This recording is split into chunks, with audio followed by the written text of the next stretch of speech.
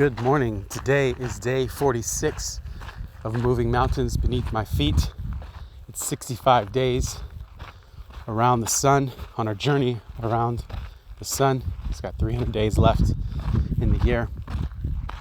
And this is episode 25. And today, I didn't know exactly what I was going to say, and I just had to allow myself to get here and walk around a little bit. There was something in the back of my head, but I wasn't sure. And now I am. So I've been doing this podcast. Now it's called a podcast for the last 25 episodes. So at least 25 days, right? And I've been doing this journey up this mountain for 46 days now. And I was talking to somebody yesterday whom I had no idea was a listener.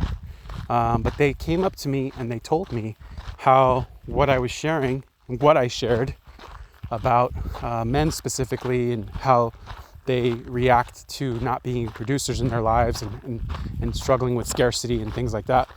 It was a woman, and she said, that this really impacted her, and she really resonated with it because it made her think of her father and how her relationship was with him and how he was with her mom and all these things. And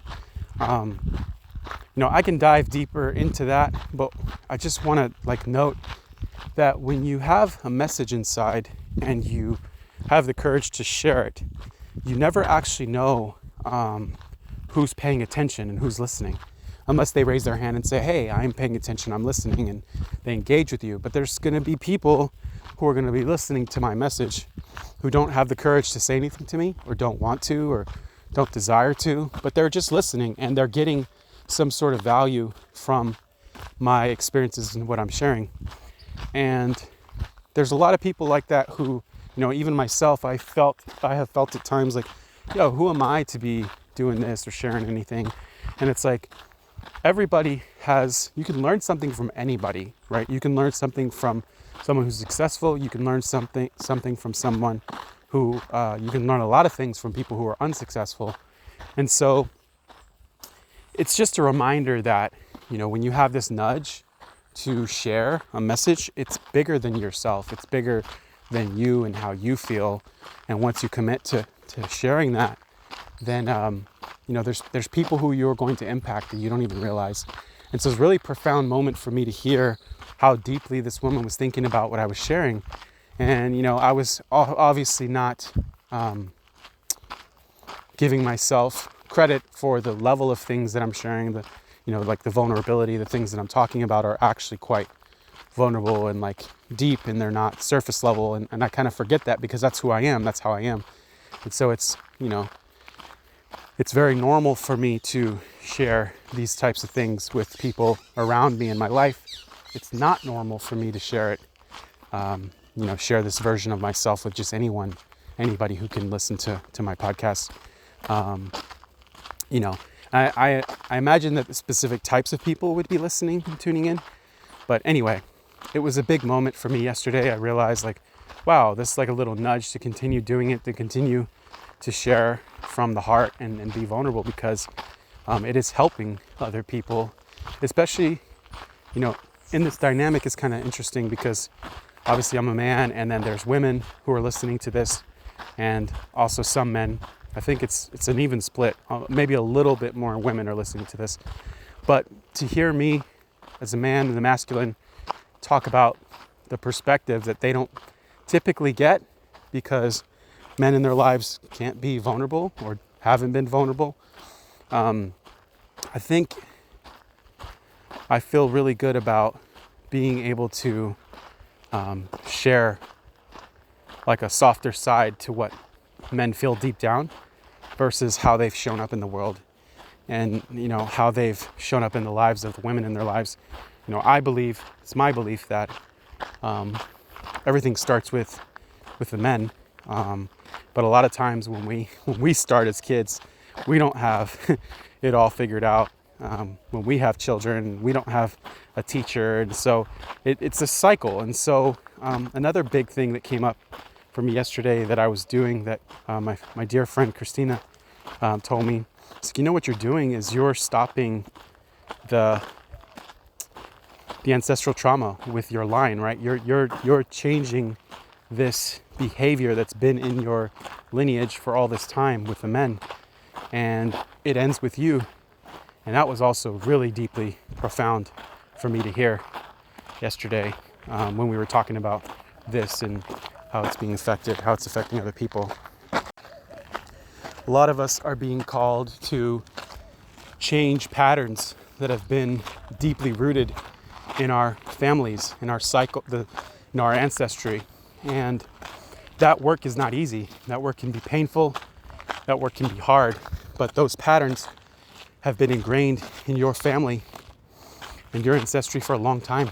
And understanding that I am the end of that and ushering in a new way to be as men, right? Especially being a Puerto Rican man, Hispanic, men in this culture, in my culture, are very macho, very very difficult men to be with, right?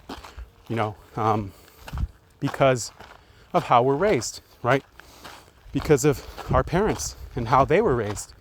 And it's just this cycle that at some point, I believe, has to end. And I'm choosing, based on how my mother raised me, how I saw my dad treat my mom, and all of these things, these dynamics, I didn't want to be the same. And in talking to my father now, his heart is so big. He feels so deeply. And he has a lot of regret based on how he treated the women in his life. And I know that he doesn't understand why or how he treated women in his life that way. I know that his father and his parents didn't teach him how to deal with things and emotions. My dad's 78 years old, and he comes from a different kind of generation. And so the thing I'm trying to say, one of the other things I'm trying to say is that a lot of us are dealing with issues that started with our childhood, our families, and we may be holding grudges, we may be holding limitations from back then, but I would encourage anyone listening to be open to having a little bit of grace for the people in our lives when we were little, because none of us know what the fuck we're doing, right? In talking with my friends, we were talking about parenting and stuff, and really there's no manual, there's no book that explains precisely how to deal with, these things. And for men specifically, there are people who subscribe to different religions and things like that that say, hey, this is how you should live your life. But I still believe that there's not a true manual for how to navigate emotion and how to navigate emotions as a man, how to be all around in all the areas of your life, right? We were suckered into measuring ourselves as men based on the metric of money. And there's many more aspects to being a man and taking care of a family than money, right? You can make all the money in the world, but your relationships may be terrible because you don't have a relationship to yourself, right? And so as men, we have to learn how to have this relationship within ourselves and make sure that that is a healed and healthy dynamic within ourselves so that we can be healed and healthy in our other relationships. And I'm specifically talking about the relationships with the women in our lives because, like I said before, I believe that men and women need each other. And there's this dynamic, there's this magic that happens in that connection.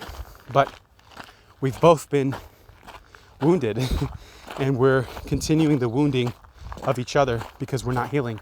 And I think that needs to stop with one side or the other, right? Which one comes first?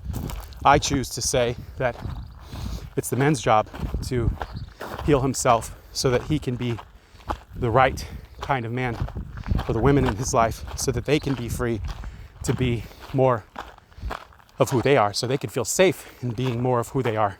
And that dynamic is beautiful when it's put in practice. Anyway, I'm out of time. I hope you have a beautiful, magnificent, wonderful day today. Blessings.